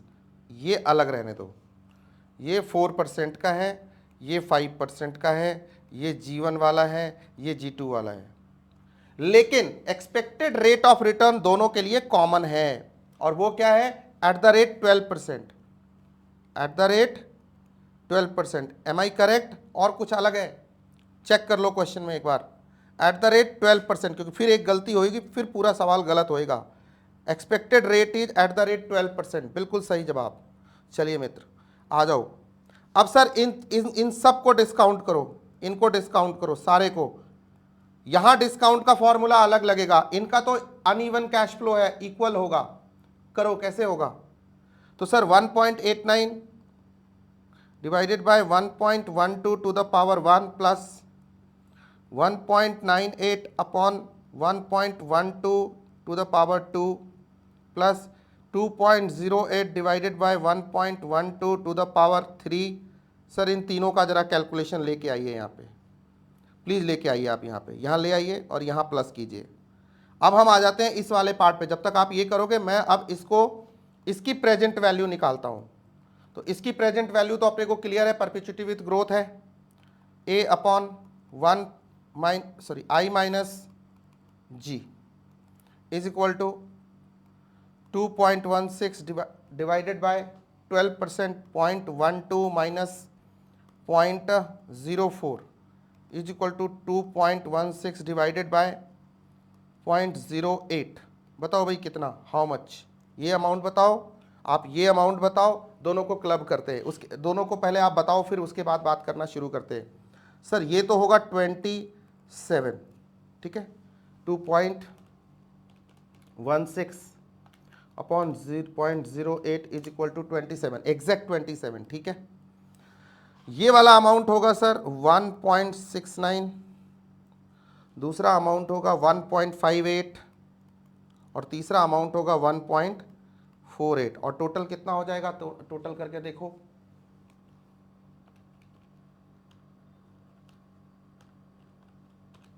Equal to 4.75,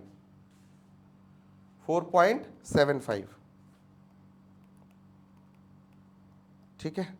अब ध्यान से सुनो, इस सवाल में बस एक क्लॉज रह गया है, एक चीज सॉल्व करनी रह गई है। कोई बताएगा मुझे वो क्या चीज है जो सॉल्व करनी रह गई है? हमने ग्रोथ करके डिविडेंड निकाल दिया, कोई दिक्कत नहीं। इनका पीवी निकाल दिया, इसका हमने थर्ड ईयर 3 साल बाद का पीवी निकाल दिया, फोर्थ ईयर के एंड पे जो मिला था उस साल का पीवी निकाल दिया। इसको भी तो करना पड़ेगा डिस्काउंट, बोलो यस और नो। इस 27 को भी तो 3 साल पहले, क्योंकि हम वैल्यू तो आज की मांग रहे हैं। बस यही एक चीज थी जो आपको सॉल्व करनी है। मतलब सर 27 को 12% के रेट से 3 ईयर के लिए वापस से डिस्काउंट करके यहां लाएंगे और इनको जोड़ देंगे, ऐड कर देंगे, सम कर देंगे। So that will be the current market price according to this scheme. Sir ऐसे क्वेश्चन आपके एग्जाम में खूब आए हैं, ठीक है, पास्ट ईयर के। बस अभी मैं आपको जोड़ रहा हूं, और जब हम कॉस्ट ऑफ कैपिटल करेंगे वहां भी यूज होगा, ठीक है। यहां इतना ग्रो कर रहा था, फिर इतना ग्रो करने लग गया, अब बताओ इसकी मार्केट प्राइस क्या है। अब फिर उसके आगे कैलकुलेशन चालू होती है, बच्चे हो जाते हैं कंफ्यूज। बट वहां इतना लंबा नहीं करेंगे, अभी पहली बार कर रहे हैं तो जरा एक एक स्टेप बाय स्टेप तोड़ के सॉल्व कर रहे हैं, ठीक है। अपने आप में ये 5-6 मार्क्स का क्वेश्चन हो जाएगा, बढ़िया वाला। तो अब करो 27 divided by 1.12 to the power 3, देखो कितना हुआ। ये होगी यहां की वैल्यू, टेल मी, 19.22। दोनों को जोड़ो, कितना हो गया? 7932, 23.97। आंसर लिख लो 23.97। बुक में आंसर नहीं है ना, नोट कर लो, बुक में आंसर मैंने जानबूझ के नहीं दिया है, यहां नोट कर लो 23.97 इज द आंसर। अपने रेफरेंस के लिए आपको प्रैक्टिस करने के लिए क्वेश्चन दिए ये वाले, इसलिए इनमें ज़्यादातर में मैंने आंसर नहीं दिए, जो सिंपल वाले हैं उसमें दे दिए, क्योंकि बाकी जितने भी नॉट सिंपल हैं वो मैं सॉल्व कराने वाला हूं। 23.97, दिस इज योर आंसर। बोलो ये कैसा क्वेश्चन था, मजा आया? It was a good question. फिर से इस क्वेश्चन को ध्यान से देख लीजिए और ध्यान से सीख लीजिए, इसमें जो भी जितने भी कॉन्सेप्ट थे उनको क्रैक कर लीजिए अच्छे से। कुछ भी नहीं था साहब, देखो ध्यान से, इस टाइमलाइन के ऊपर आप मैनुअली भी कर सकते थे, लेकिन मैनुअली करने में क्या होता है, कई बार मैनुअल मिस्टेक्स हो जाती है। अब यहाँ तो हमने, वैसे हमसे यहाँ मिस्टेक नहीं हुई थी, आगे जाके हो गई, ठीक है, सावधानी हटी दुर्घटना घटी, ठीक है।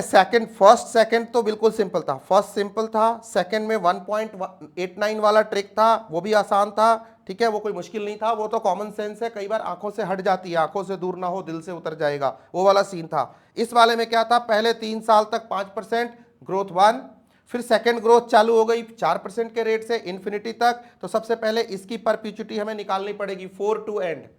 वो वैल्यू मिल गई तो उसको 3 साल बैक करना पड़ेगा, उसको 3 साल बैक करना पड़ेगा, तब आज की वैल्यू मिलेगी। तो पहले हमने क्या किया, इन तीनों को इंडिविजुअली किया, बिकॉज ये अनइवन कैश फ्लो था। क्या था? अनइवन कैश फ्लो था, अनइक्वल कैश फ्लो था, इक्वल नहीं था, एन्युटी नहीं थी, बराबर नहीं थे। यहां परपेचुइटी थी, ग्रोइंग थी, वो ठीक थी, ठीक है, एन्युटी टिल फॉरएवर परपेचुइटी। और यहां पे अनइक्वल इंडिविजुअली था, तो इनको हमने इंडिविजुअली पहले तो सबका डिविडेंड डिसाइड किया, इंडिविजुअली हमने सबको डिस्काउंट किया, इसकी प्रेजेंट वैल्यू निकाली और इसकी क्यूमुलेटिव प्रेजेंट वैल्यू निकाली। तो दोनों को फिर ऐड किया, that is my 23.97 is the PV, is the current market price. Done है? लॉक करें सर? लॉक करें। नोटिंग करनी है? कुछ नोट कर लो, बाकी सब ऑल राइट। गुड। अब सर होमवर्क लीजिए मेरे से, आज होमवर्क तो लो, आज तो बहुत करना है, आज तो मजे करने हैं तुम्हें बहुत सारे। अब आ रहे हो लेवल पे थोड़ा थोड़ा। क्वेश्चन नंबर 14, क्वेश्चन नंबर 14 आपका होमवर्क है, मैं रीड कर देता हूं, आपको एक्सप्लेन भी कर देता हूं। Infosys currently pays a dividend of 1.60 per share, अच्छी बात है। The company expects to increase the dividend at a 20% annual rate for the first 4 years। याद है ना? ध्यान से सुनो, D1 to D4 कितना 20% के रेट से ग्रो करेगा, ये G1 होगा, and at 13% for the next 4 years। उसके बाद फिर D4 टू नहीं D5 to 6 7 8 D8 it will be 13%, that will be your G2। मतलब मैंने जो G1 बताया था और G2 बताया था, अब G1 G2 और भी कुछ होगा, and then grows the dividend at a 7%। अरे रुक जा यार, ग्रोज ग्रोज ग्रोज, पागल बना दिया बिल्कुल। तो sir D9 to infinity, that will be 7%, it means that is G3। Last case में आपने सेकंड से बैक किया था, यहां थर्ड से बैक करना है, बस इतनी सी बात है। और 8 अनइक्वल इंस्टॉलमेंट्स का आपको बार बार वो निकालना है, बैक करना है, उसका पीवी निकालना है, ठीक है? आसान है, अगेन आसान है। परपेचुइटी आपको 8 साल के बाद तय करनी है, 9वें साल से शुरू होगी, तो 8 ईयर्स उसको बैक करना है, ठीक है? इसकी टाइमलाइन पहले बना लेना, and growth D1 D2 D3 D4 करके वैसे निकालना आप डिविडेंड, उसको प्लेस करना, आराम से बनाओ, अभी कोई बात नहीं है। जब हाथ साफ हो जाए, जब आपका दिमाग बिल्कुल चाचा चौधरी से भी तेज चलना शुरू हो जाए, फिर आप कैलकुलेटर पे भी कर लोगे, ठीक है? अभी नहीं करना। The phase growth pattern is keeping with the expected life cycle of earning. You require a 16% return on the investment. मतलब ओवरऑल 1.16 से डिस्काउंट करना है सबको, 8 साल तक का डिस्काउंट सारा 16% के रेट से करना है। What value should you place a share of this stake? ठीक है, ये आपको मिल जाएगा, प्रेजेंट वैल्यू निकालनी है। सेम क्वेश्चन एक एक्स्ट्रा स्टेप के साथ, क्वेश्चन नंबर 14, और जिसको लोग बहुत बड़ा क्वेश्चन बोलते हैं, question number 17, valuation of equity share का, ग्रोथ लिमिटेड का क्वेश्चन। ये इंस्टीट्यूट का पास्ट ईयर का आया हुआ क्वेश्चन है, ठीक है? सेम ही क्वेश्चन है जो मैंने अभी आपको कराया, ठीक है? 2 क्वेश्चन कराए 13 14। तो आपको ये भी होमवर्क में करना है, आपको ये भी होमवर्क में करना है, ठीक है? इंपॉर्टेंट वंस आपके हो गए हैं, 17 तक हो गए हैं, 14 and 17 is your homework. 1-2 question और दिए हैं, और नेक्स्ट क्लास में जो मैं आपको पढ़ाने वाला हूँ, जो मैं आपको नए टॉपिक्स कराने वाला हूँ, एक लेक्चर और लगाऊंगा इसके ऊपर, बहुत लंबा नहीं है, 2.5-3 घंटे का होता है टोटल आपका वैल्यूएशन ऑफ सिक्योरिटीज़। एक लेक्चर और लगाऊंगा, बस हर लेक्चर को मैं स्मॉल रखूंगा, 1.5 से 1.25 घंटे मैक्सिमम, 1.5 घंटे 1.25 घंटे, इससे ज़्यादा के लेक्चर्स हमारे नहीं होंगे। सर नेक्स्ट लेक्चर जो होगा आपका, उसमें हम IRR पढ़ेंगे, इंटरनल रेट ऑफ रिटर्न, यही मेन फोकस होगा। इसकी सारी टेक्निक आपको बहुत अच्छे से बताने वाला हूँ, और बाकी जो मिसलेनियस है, बॉन्ड्स के, प्रेफरेंस शेयर के, बॉन्ड्स की वैल्यूएशन, डिवेंचर की valuation, redeemable irredeemable, preference shares, easy होंगे, ये सब आसान होंगे। मेनली आपको IRR टेक्निक में नेक्स्ट क्लास में बतानी है, उसके डिफरेंट ऑल्टरनेटिव्स बताने हैं, एंड ये थ्रू आउट द सिलेबस फिर हमें काम आने वाले हैं। अभी इसी नेक्स्ट चैप्टर से काम आएगा, और इस पे क्वेश्चन MCQ खूब ही पूछे जाएंगे। इंस्टीट्यूट को बहुत प्यार है इससे, आज की सभा समाप्त करते हैं। हंसते रहो, मुस्कुराते रहो, ज़िंदगी जीते रहो। अपना, अपनों का, अपने दिल का बहुत सारा ख्याल रखो। और जो भी लेक्चर्स चल रहे हैं, आपको लेक्चर में कोई भी फीडबैक हो, कोई परेशानी हो, कोई चीज़ हो, कोई कोई पूछना हो, कोई क्वेश्चन करते हो, होमवर्क करते हो, उस पर फीडबैक लेना हो, क्वेरी हो, ऑन द स्पॉट मेरे को भेजो, सो दैट सारी चीज़ें मैं क्लास में इनकॉर्पोरेट करता हुआ चलूँ, आपकी एक्सपेक्टेशन को पूरा करते हुए। ऑन द स्पॉट भेजो, don't worry, everything will be considered and served on your platter. Everything is possible, just that single one way नहीं होना चाहिए ट्रैफिक, दोनों collectively we win or lose, collectively we will win. You are watching FMSM with Om. Thank you.